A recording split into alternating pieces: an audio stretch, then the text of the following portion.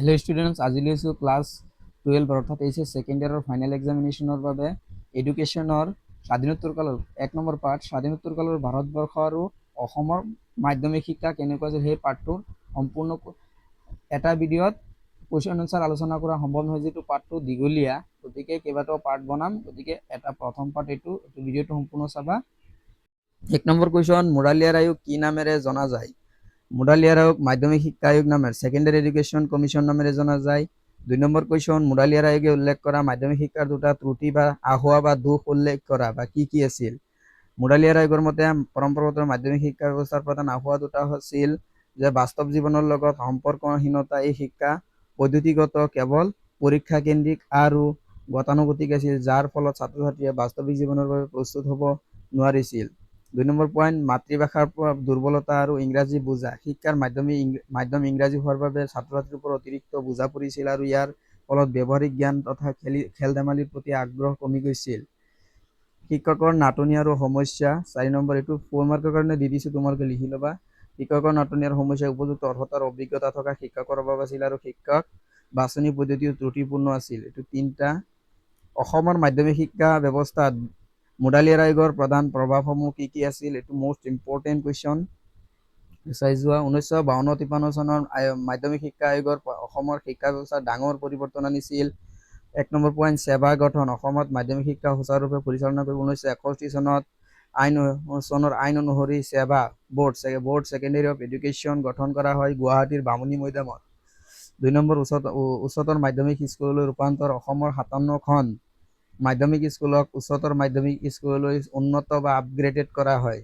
তাৰপিছত আছে বহুমুখী পাঠ্যক্ৰম। 3 নম্বৰ পইণ্ট, কলা, বিজ্ঞান, বাণিজ্য আৰু কাৰিকৰী আৰু কৃষি বিজ্ঞান বিভিন্ন শাখাৰ শিক্ষা আৰম্ভ কৰা হয়। 4 নম্বৰ পইণ্ট, 11+2 ব্যৱস্থা। শিক্ষাৰ গাঁথনি 11 বছৰৰ মাধ্যমিক আৰু 2 বছৰৰ স্নাতক পৰ্যায়ৰ কৰাৰ পৰামৰ্শ আগবঢ়াইছিল। 4 নম্বৰ কুৱেশ্যন, অসম মাধ্যমিক শিক্ষা আইন কোন চনত গ্ৰহণ কৰা হৈছিল? 1961 চনত অসম মাধ্যমিক শিক্ষা আইন গ্ৰহণ কৰা হৈছিল। 5 নম্বৰ কুৱেশ্যন, অসম উচ্চতৰ মাধ্যমিক শিক্ষা সংসদ Assam higher secondary education council কোন চনত স্থাপন কৰা হৈছিল? এটি 1984 চনত গুৱাহাটীত স্থাপন কৰা হৈছিল। তাৰপিছত আছে মুৰালিয়াৰ আয়োগৰ মতে মাধ্যমিক শিক্ষাৰ লক্ষ্য আৰু উদ্দেশ্যসমূহ বৰ্ণনা কৰা। মুৰালিয়াৰ আয়োগৰ মতে মাধ্যমিক শিক্ষাৰ লক্ষ্য আৰু উদ্দেশ্যসমূহ বৰ্ণনা কৰা হ'ল তলত। মুৰালিয়াৰ আয়োগৰ প্ৰতিবেদনৰ 3য় অধ্যায়ত শিক্ষাৰ 4টা লক্ষ্য আৰু উদ্দেশ্যৰ কথা উল্লেখ কৰিছে। 1 নম্বৰ, গণতান্ত্ৰিক নাগৰিকত্বৰ বিকাশ। ছাত্ৰ ছাত্ৰীসকলক দেশৰ এজন দায়িত্বশীল নাগৰিক হিচাপে গঢ়ি তোলে, যাতে তেওঁলোকৰ মনত সুস্থ চিন্তা, সামাজিক ন্যায়, দেশপ্ৰেম আদিৰ ভাৱবোধ জগাই তুলিব পাৰে। 2 নম্বৰ পইণ্ট, বৃত্তিমূলক অৰ্হতা বা দক্ষতা বৃদ্ধি কৰা। শিক্ষা কেৱল পুথিগত ব্যৱস্থা নকৰি কাৰিকৰী, বহুমুখী বা বৃত্তিমুখী কৰিব লাগে, যাতে ছাত্ৰ ছাত্ৰীসকলে ভৱিষ্যতে স্বনিৰ্ভৰশীল হৈ দেশৰ উৎপাদন ক্ষমতা বৃদ্ধিত অৰিহণা যোগাব পাৰে। তাৰপিছতটো আছে 3 নম্বৰ পইণ্ট, যে ব্যক্তিত্বৰ বিকাশ। শিক্ষাৰ্থীৰ শাৰীৰিক, মানসিক, সামাজিক আৰু আৱেগিক দিশৰ সৰ্বাংগীন বিকাশ সাধন কৰিব লাগে, যাৰ ফলত তেওঁলোকৰ।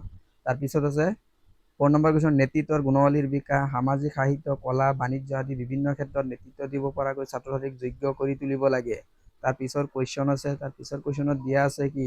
মুৰালিয়াৰ আয়োগৰ পৰামৰ্শ অনুসৰি অসমৰ মাধ্যমিক শিক্ষা দুটা পৰিৱৰ্তন উল্লেখ কৰে। এইটো 2 মাৰ্কৰ বাবে আহিব। ইয়াৰ উত্তৰ হ'ব ওপৰত 3 নম্বৰ প্ৰশ্নৰ পইণ্টসমূহৰ সৈতে একেই প্ৰায়। সেৱাৰ গঠন আৰু বহুমুখী পাঠ্যক্ৰমৰ প্ৰৱৰ্তন। তাৰপিছৰটো আছে তাৰপিছৰ কুৱেশ্যন আছে, অসমৰ প্ৰথমখন মাধ্যমিক বিদ্যালয়খনৰ নাম কি আছিল? অসমৰ প্ৰথম মাধ্যমিক বিদ্যালয়খনৰ নাম আছিল গুৱাহাটী ছেমিনাৰী স্কুল।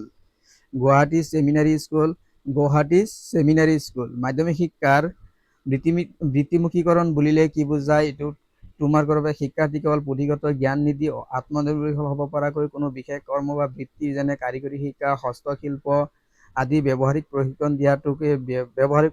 দি ব্যৱস্থাটোকে বৃত্তিমুখীকৰণ বুলি কোৱা হয়। ইয়াৰ উদ্দেশ্য হৈছে ছাত্ৰ ছাত্ৰীক নিজৰ ভৰিৰ ওপৰত থিয় দি অন্ন, বস্ত্ৰ আৰু বাসস্থানৰ অভাৱ দূৰ কৰিব পৰাকৈ সক্ষম কৰি তোলা। তাৰপিছৰ কুৱেশ্যন আছে, তাৰপিছৰ কুৱেশ্যনত দিয়া আছে যে মুৰালিয়াৰ আয়োগৰ সভাপতি কোন আছিল?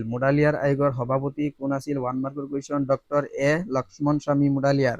এইটো আহিব যে মুৰালিয়াৰ আয়োগৰ অধ্যক্ষ কোন আছিল? এইটো হ'ব ডক্টৰ এ লক্ষ্মণ স্বামী মুৰালিয়াৰ। 12 নম্বৰ, মাধ্যমিক শিক্ষাৰ আয়োগৰ প্ৰতিবেদনত থকা সৰ্বমুঠ অধ্যায় কেইটা? এইটো 1 মাৰ্কৰ 15টা অধ্যায় আছিল। তাৰপিছত আছে কুৱেশ্যন 13 নম্বৰ কুৱেশ্যনত আছে, কোনটো আয়োগৰ মতে মাধ্যমিক শিক্ষাৰ স্তৰ আছিল 11+2। এইটো কোনটো স্তৰৰ মতে আছিল? মাধ্যমিক শিক্ষা আয়োগ তথা মুডালিয়াৰ আয়োগৰ মতে আছিল এইটো শিক্ষা ব্যৱস্থাৰ মূল গাঁথনি। তাৰপিছত আছে শিক্ষাত উৎপাদনশীলতা বৃদ্ধিৰ বাবে কোঠাৰী আয়োগে আগবঢ়োৱা পৰামৰ্শসমূহ কি কি আছিল? শিক্ষাত উৎপাদনশীলতা বৃদ্ধিৰ বাবে কোঠাৰী আয়োগে আগবঢ়োৱা পৰামৰ্শ 1964 পৰা 66 চনৰ কোঠাৰী আয়োগৰ সভাপতি ডক্টৰ D.S. কোঠাৰীৰ মতে শিক্ষা দেশৰ অৰ্থনৈতিক উৎপাদনৰ সৈতে জড়িত হ'ব লাগে আৰু ইয়াৰ বাবে তলৰ পৰামৰ্শসমূহ যথেষ্ট গুৰুত্বপূৰ্ণ। বিজ্ঞান শিক্ষা, বিদ্যালয়ত পৰ্যায়ত বিজ্ঞান শিক্ষাক সৰ্বোচ্চ বাধ্যতামূলক আৰু ব্যৱহাৰিক কৰি তুলিব লাগে। তাৰপিছতটো আছে কৰ্ম অভিজ্ঞতা, ৱৰ্ক এক্সপিৰিয়েঞ্চ, শিক্ষাৰ সৈতে হাতে কামে কৰা অভিজ্ঞতা জড়িত কৰিব লাগে যাতে ছাত্ৰ ছাত্ৰীৰ উৎপাদনমুখী হ'ব পাৰে বা উৎপাদনমুখী দক্ষতা পাৰে, ইয়াকে কৰ্ম অভিজ্ঞতা বুলি কোৱা হয়। বৃত্তিমুখী শিক্ষা কি? মাধ্যমিক স্তৰত কাৰিকৰী আৰু বৃত্তীয় শিক্ষাত বিশেষ গুৰুত্ব দিব লাগে আৰু বিজ্ঞান আৰু কাৰিকৰী শিক্ষাৰ উন্নতি, উচ্চ শিক্ষাৰ স্তৰত বিজ্ঞান আৰু প্ৰযুক্তিবিদ্যাৰ গৱেষণা উন্নত কৰিব লাগে। তাৰপিছত আছে বৰ্তমান ভাৰতৰ ভাগ্য নিৰ্মাতা শ্ৰেণীকোঠাত গঢ় লৈ উঠিছে এই মন্তব্যটো কোনটো আয়োগৰ? এইটো হ'ব কোঠাৰী আয়োগৰ, কোঠাৰী কমিশ্যনৰ। তাৰপিছৰ কুৱেশ্যন আছে 16 নম্বৰ কুৱেশ্যন। 16 নম্বৰ কুৱেশ্যনত দিয়া আছে কোন শিক্ষা আয়োগে 10+2+3 শিক্ষাৰ গাঁথনিটো আগবঢ়াইছিল? এইটো কোঠাৰী আয়োগে আগবঢ়াইছিল। কোনটো শিক্ষা আয়োগে? তাৰপিছত আছে 20 নম্বৰ কুৱেশ্যন। বৰ্তমান কটন কলেজিয়েট স্কুলৰ পুৰণি নাম কি আছিল? Guwahati seminary school. তাৰপিছত এটা হোমৱৰ্ক থাকিল, জাতীয় শিক্ষা বুলিলে কি বুজায়? এইটো তোমালোকৰ হোমৱৰ্ক থাকিল, তোমালোকৰ হোমৱৰ্ক কৰিবা, নোৱাৰিলে কমেণ্ট কৰিবা, পিছত কুৱেশ্যন